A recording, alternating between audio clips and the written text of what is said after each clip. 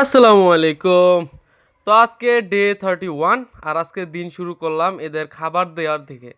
তো প্রথমেই কোয়েল পাখিগুলোর খাবার দিয়ে দিলাম কারণ ওদের খাবার সবচেয়ে বেশি শেষ হয়ে গেছিল। কিন্তু ওরা কিন্তু আমার একটুও পছন্দ করে না। এরপর মুরগিগুলোর অবস্থা দেখলাম, এগুলো কিন্তু আবার একটার সাথে একটা মারামারি করে। এই জন্য ওদের অবস্থা ডেলি চেক করাটা অনেক বেশি জরুরি দেখতেছি। তো যাই হোক, এরপরে আর ওরা খাবারও অনেক নষ্ট করে, এর জন্য যে কী করবো এটা বুঝতেছি না। তো আপাতত বাইরে দিই, খাবার দিই। আর আমার সব থেকে লক্ষ্মী হইলো আমার ওরিও আর রিও। কোনো যায় ঝামেলার মধ্যে নাই, চুপচাপ থাকে, খাবার দিলে খায়, তারপরে আবার চুপ করে বসে থাকে, এটাই তো ভালো। কিন্তু বাকি সবগুলো অনেক ফাজিল, এক একটায় তো আমার দেখতেও পারে না। যেমন আমার কোয়েল পাখি আমার দেখলেই ঠোকর দেয়, আমার মুরগিও আমার দেখলেই ঠোকর দেয়।